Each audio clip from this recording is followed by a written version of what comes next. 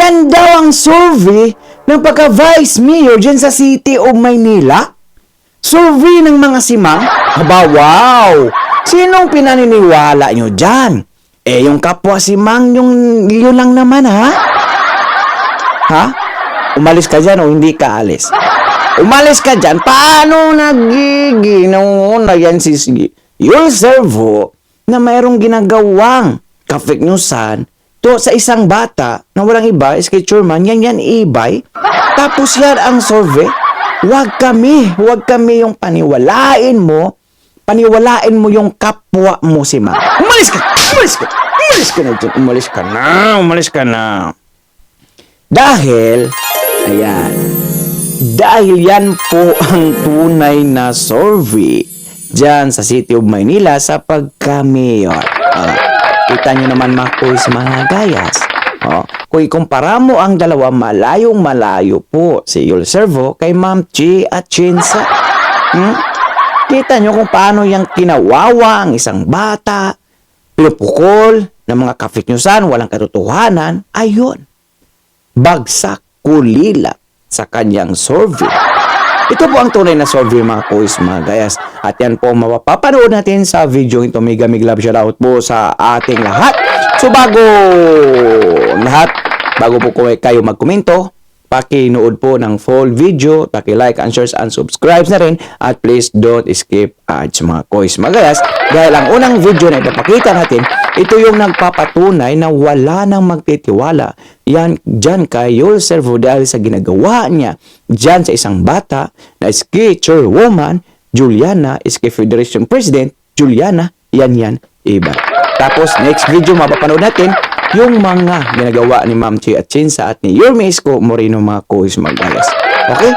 So without further ado, let's begin. Look at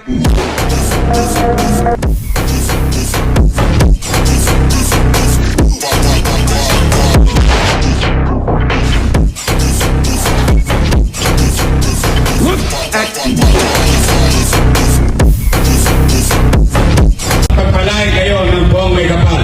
Manila! God first! Yan ibay. Paso. Have resolutions and ordinances that benefit the youth and cater to the youth. So, hindi ko po nagigets kung saan po nanggagaling yun. Because, in all honesty, Your Honor, I am very much active in this August chamber and hindi ko po alam bakit ako yung napag-initan with regards to attendance po. So, Rasyon ng Sangguniang Kabataan. Base sa records, ni minsan hindi ka nagpatawag ng hearing para sa mga SK complaints, ni minsan hindi ka nagpasa ng ordinansa para talakayin ng komite para sa kabataan sa Maynila. Sa session, magpapa-attendance ka lang tapos aalis ka. Dito ka nga, pero umalis ka naman ng maaga. Point Hindi of pa order, tapos ang Your session. Honor. Pwedeng tapusin ko ang salita ko? kayo po yung ama ng konsehong ito, kayo po ang ama ng City Council. Pero yung ginawa niyo po sa akin last week na mahiya po kayo and you personally attack me, I don't know, Your Honor. Hindi kaya gawin sa akin ng ama ko yun.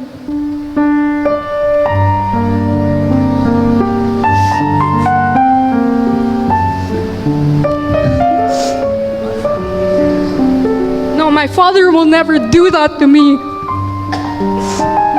So wag niyo sabihin na ama kayo ng konseho. Po para sa 12th City Council po ng lungsod ng Maynila. Rasyon ng Sangguniang Kabataan. Base sa records, ni minsan hindi ka nagpatawag ng hearing para sa mga SK complaints, ni minsan hindi ka nagpasa ng ordinansa para talakayin ng komite para sa kabataan sa Maynila. Sa session, magpapa-attendance ka lang tapos aalis ka. Tingnan mo rin kung kumusta na ang naging performance mo dito sa konseho. Simula nang mahalal ka.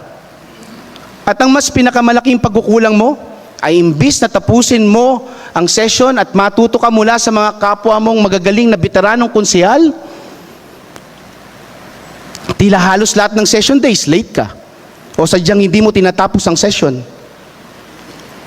Inalal ka ng mga SK chairman para maging boses ng kabataan sa konseho. Pero ayon sa records ng ating konseho, sa loob ng 10 buwan, wala pa tayong ordinansang natalakay para sa kabataang Manileño na ipinaglalaban nyo rito. Nung araw ng session na pinagdidesisyonan na ibalik sa dating arrangement ng committee, ay dapat nandirito ka. Point of order, Nang Your Honor. mapaglaban mo ang sarili mo. Nandito ka nga, pero umalis ka naman ng maaga. Point Hindi of pa order, tapos ang Your session. Honor. Pwedeng tapusin ko ang salita ko? Ang pangalawang resolution naman po na aking ginawa is a resolution concurring with the 3-year Local Youth Development Plan for 2024 to 2026 as adopted and approved by the Local Youth Development Council of the City of Manila. Your Honor, ako po ang pinakaunang SK Federation President sa lungsod ng Maynila na gumawa po ng 3-year Local Youth Development Plan in the city. Ito pong Local Youth Development Plan na ito po ang Local Youth Development Plan po natin. Ito po ay pinagpuyatan po namin ng Manila Youth Development Council. So, ang pagsasaad po at pagsasabi na wala po akong nagawa para sa konsehong ito at para sa kabataan po ng lungsod ng Maynila ay nakakabastos hindi lamang po sa akin. Nakakabastos po ito sa SK Federation, pati na rin po sa Manila Youth Development Council na binubuo po ng iba't ibang youth organizations at youth-serving organizations. Ang next na resolution naman po ay resolution congratulating the Department of Health in setting a new Guinness World Record for the largest human lung formation. So, ito pong resolution po na ito at yung naganap po na human lung formation noong March po, ay pinagtulungan po namin ng Manila Health Department kung saan po, actually kami pa po sa office namin po sa SK Federation, kami pa po yung nagrenta po ng truck at pumunta ng Mandaluyong para po kunin at i-distribute lahat po ng mga materials na gagamitin sa human lung formation na ito. Hindi po magagawa tong Guinness World Record na ito kung wala po yung mga SK officials ng lungsod ng Maynila dahil ito pong human lung formation po na ito ay nag-comprise po ng around 25% po ng SK officials and that is only in the City of Manila po. So again, to say na I haven't done anything for the City Council and the City of Manila is pretty much baseless. I'd also like to point out yung sinabi po ng ating regular presiding officer na wala pa po akong ordinansa na nagagawa po para sa lungsod ng Maynila. That is false, Your Honor. I have 2 draft ordinances po. Waiting na lang po ito for second reading. I passed it last May 22 po. The first one is an ordinance granting cash incentives and certificates of recognitions as rewards to tertiary or college graduates with Latin honors. So, ang nakalagay po dito sa proposed ordinance ko, ang mga gagraduate po na mga Manileño na summa cum laude ay makakakuha po ng 20,000 pesos, magna cum laude 15,000 pesos at cum laude po 10,000 pesos. Meron din po akong isa pang ordinansa amending City Ordinance 8568 by expanding po yung coverage ng mga recipients po ng 1,000 monthly allowance. So, nilagay ko rin po dito na lahat po ng SK officials na nag-aaral po sa State University or College ay maisama na hindi lamang po ang mga mag-aaral ng PLM at UDM po ang makakapagbenepisyo sa cash incentives po na ito. With regards naman po to the committee I hold the Committee on Youth Values Formation and Sports Development. Ang sabi po kasi ng presiding officer ay wala pa daw po akong committee hearing na naigagawa. In the 6 months, correction po, hindi po 10 months, 6 months pa lang po akong committee chair po ng Youth Values Formation and Sports Development. May I direct you, Your Honor, to ask po the Secretariat if there have been any complaints, resolutions, or ordinances po na naibaba na po sa Committee on Youth Values Formation and Sports Development? Because from my point of view and from my understanding, wala pa po. Therefore, wala pa pong nagiging committee hearing ang Committee on Youth Values Formation and Sports Development dahil lahat po ng problema na naibababa sa amin sa SK Federation ay nai-resolve po namin ito and merong compromise na nangyayari within the office po. With regards to my attendance naman po, Your Honor, I think records will show that I am very much active in this August chamber. So if you could kindly direct the Secretary to the City Council to upload the records on the Manila City Council page, that would be very nice po, because records will show that I am pretty much active in this August chamber. And yung mga sinasabi po ng ating regular presiding officer na umaalis po ako, Your Honor, being an ex-officio city councilor in the City of Manila isn't my only function. I also function as the SK Federation President, meaning lahat po ng mga barangay sa Maynila ay binababaan ko po, all districts po ito. I am also a student of De La Salle University taking up a course in medical biology and a minor in marketing strategy, and I also intern for Metro Manila Health and Research Development Consortium. So yung mga sinasabi po ng ating regular presiding officer na minsan umaalis po ako, Your Honor, I have other functions aside from being the ex-officio member of the 12th City Council. And I think naman po, kahit naman po umaalis ako, meron naman po akong nagagawa. And records will show that I have resolutions and ordinances that benefit the youth and cater to the youth. So, hindi ko po nagigets kung saan po nanggagaling yun. Because in all honesty, Your Honor, I am very much active in this August chamber, and hindi ko po alam bakit ako yung napag-initan with regards to attendance po. So, I don't know, Your Honor, because hindi ko po alam kung hindi lang po ba ako nakikita ng ating regular presiding officer, because in the 8 months po that I have been here, I'd like to say na I've seen Councilor Apple Nieto preside more than he has. So, I don't know if that's, hindi lang po nagtutugma yung schedule namin ng ating regular presiding officer. Pero, again, Your Honor, hindi ko po ipapakiusap sa inyo na pakiusapan niyo po ang mayorya na ibigay sa akin yung pagkakataon para ibalik sa akin yung committee ko. Dahil in the first place po, as stated in Republic Act 10742 and 11768, sa SK Federation President naman po talaga ang Committee on Youth and Sports Development. So, hindi ko po kailangan ipakiusap yon, and hindi ko po kailangan humingi ng chance sa mayorya dahil in the first place naman po, hindi naman po dapat tinanggal sa akin yon. And palagi niyo po sinasabi na kayo po yung ama ng konsehong ito, kayo po ang ama ng City Council. Pero yung ginawa niyo po sa akin last week na mahiya po kayo and you personally attacked me, I don't know, Your Honor. Hindi kaya gawin sa akin ng ama ko yun.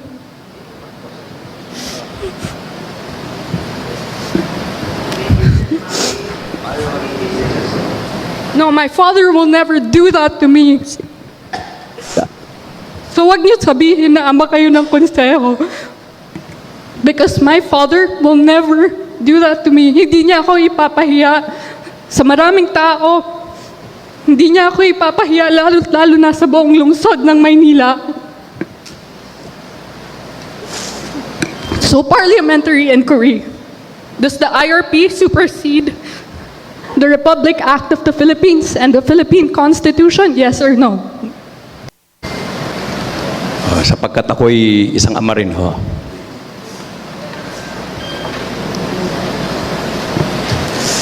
Ramdam na ramdam ko po. Pagpasensyaan niyo po kung nanginginig po ang aking boses. Naramdam na ramdam ko po yung bigat sa loob ng ating kasamahan. At naging buhay na saksi po tayong lahat sa naganap na sesyon o nakaraan. Kaya pala, nag-i-insist siya talaga na ilabas niya ito. Kaya ho, sinabi ko sa taas kanina, payagan natin sapagkat napakabigat po sa dibdib ng isang bagay na hindi mo mailabas. Pero gusto ko lang po siyang tanungin, ito ho bang kanyang mga sinabi, mga binasa, ay upang itayo niya ang kanyang sarili sa mata ng mga SK leaders ng ating lungsod na ang naging paratang sa kanya noong nakaraang sesyon ay puro hindi totoo.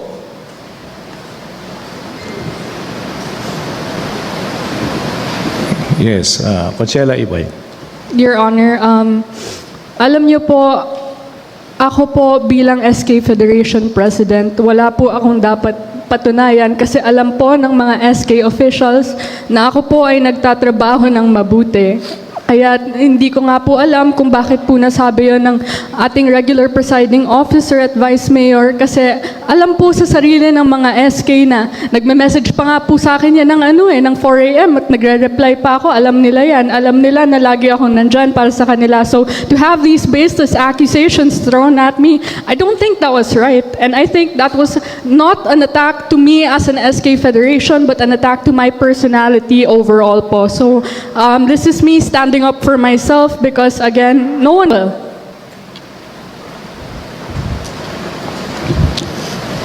Yes. Maraming salamat. Kagalang-galang JTB Villanueva. Tinitignan ko po ang mga kasamahan natin dito, maliban siguro kay Konsehal Tol. Lahat po siguro tayo dito may mga anak na. Iba'y dalaga na, binata, may trabaho, at yung iba'y maliliit pa. Talaga napaiyak po ako nung binanggit ninyong ang tatay ninyo hindi ginawa ni minsan na kayo'y pagalitan in public.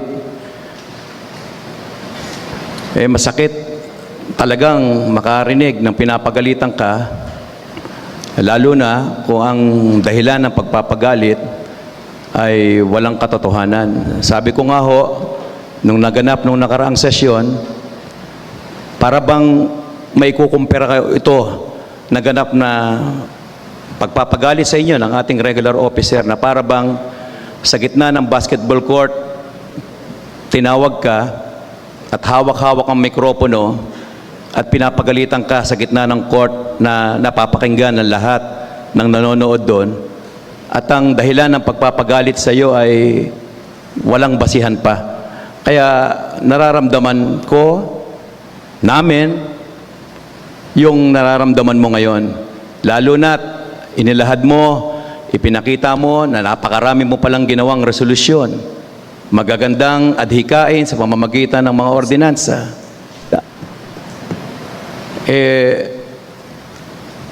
Kung napapakinggan po yan, noon dapat makapakinig. Talaga namang hahangaan at natutuwa kami. Sa akin pong 3 termino bilang konsehal, 2 beses akong nakakasama ng SK Federation President na ex officio and without offense sa inyong pinalitan. At sa iba pang mga nanungkulan, kayo ang may tuturing ko sa pinakamagaling na SK Federation President na na-witness ko. Marahil hindi ho makakapagsalita yung iba dito, pero alam ko, dama ko, na sila ay naiyak din sapagkat may mga minamahal silang mga anak dito. Bilang pagtatapos, gusto ko pong marinig sana sa inyo, hindi nyo po nabanggit kanina, ano ho ba ang magiging mensahe ninyo sa ating regular presiding officer pagkatapos po ninyong maipakita na wala pong basihan ang naging akusasyon niya sa inyo. Ha? Oh. Kasi? So doon pa lang mga kuis, mga gayas, lagafak at kulilat na po sila sa survey. Ha? Oh, kita nyo? Hindi niya alam yung mga ginagawa niya, yung mga ginagawa ng kanyang mga kasama dyan sa City Council, mga kuis, mga gayas. Oh, kita nyo? Tapos pinagbibintangan pa niya na wala daw nagawa si Ma'am Yan Ibay. Oh, nabaktuyo siya. Siya pala yung walang halos ginagawa dyan. So, paano sila ngayon? Pinapalakas ng mga simang nilang mga supporters na sila daw ay nangunguna. Nga. Okay, sa next video po, mapapanood po natin si Yormis Moreno at si Ma'am Chi Atienza. So, Ma'am Chi Atienza, ang aming Vice Mayor this coming 2025.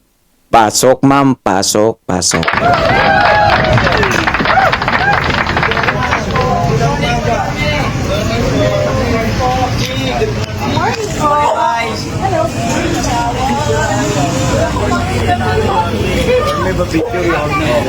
Diyan natin makikita ang quiz.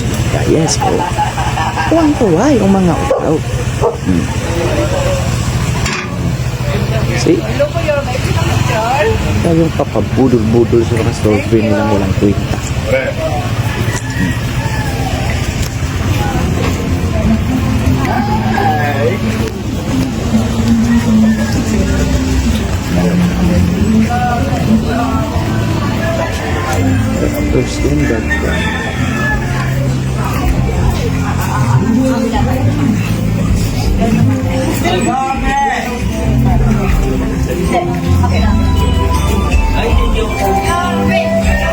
Ganyan ah.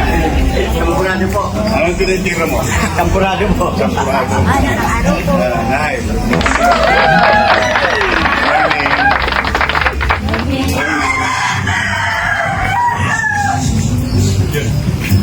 Pare. Morning po. Sorry, pare. Yan natin makikita ang quiz ng gayas, oh. Tuwang-tuwa yung mga tao. See? Yung kapabudol-budol sa mga survey nilang walang kwenta.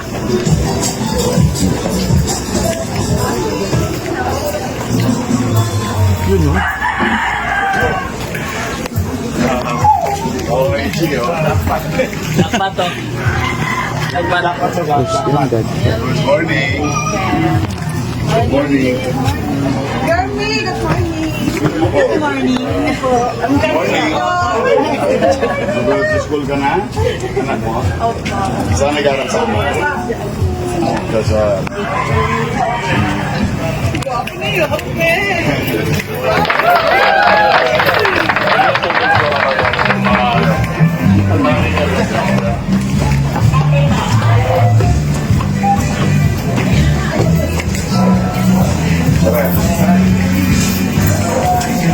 Yan natin makikita ang quiz ng gayas, oh. Tuwang-tuwa yung mga tao. See? Yung kapabudol-budol sa mga survey nilang walang kwenta.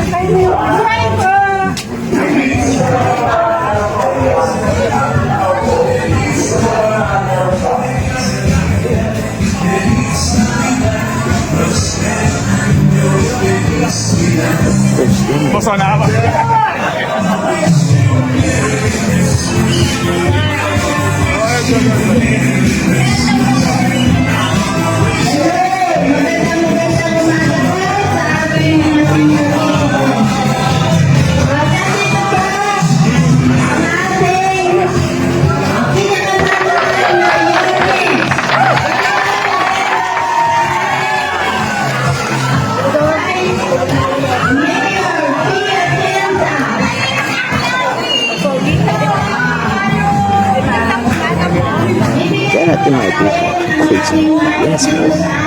Tuwang-tuwa yung mga tao. See? Yung kapabudol-budol sa mga survey nilang walang kwenta. See? So now, saan po kayo maniniwala sa survey na iyon? Yun bang survey ng mga simang o survey ng mga taong gumagawa lang ng mabuti dyan sa City of Maynila? Oh. So, klarong-klaro po na talagang lagapak po sila sa kanilang mga survey at never na po talaga na ihalal sila ng taong bayan maliban lang po sa mga simang na iyan. Dahil kita naman po natin mga kois, mga gaya sa sitwasyon o sa panahong ito, kahit manonood po kayo dyan sa City Council of Maynila, na talagang grabe yung pagkabiyas niyan dyan mga kois, mga gayas, no? At nakaraan po mga sesyon nila, kawawa po talaga yung mga Yorme Isko councilor supporters na talagang parang walang boses. Kaya nga pumapalag po si Congressman JTV Villanueva dahil sa mga pinagagawa-gawa ng mga kois, mga gayas na parang nawala na silang karapatan, especially nung gumawa po sila ng secret at illegal session dyan sa City of Manila na kung saan pinagtatanggal-tanggal po sila sa kanilang mga hinawakang mga komite. Para talagang wala po silang kapangyarihan o makialam sa lahat ng mga ordinansang binago na maayos naman yan noon sa panahon ni Yorme Isko Moreno. So now, pag-comment sa ating comment section down below kung ano po ang iyong mga opinion o reaksyon tungkol sa mga simang na iyan. Okay? At dahil umabot po kayo sa dulo ng ating video, may karapatan po kayo mag-like, share, and subscribe. Merry Christmas and happy and prosperous New Year po sa ating lahat. Mega love shout out to Ma'am Melcy at sa lahat ng mga Iskonians vloggers. So for now, I'm Gan Manila. God first, God bless all. Peace. Bye-bye. Our hearts beat to the city streets. We began to feel the fire.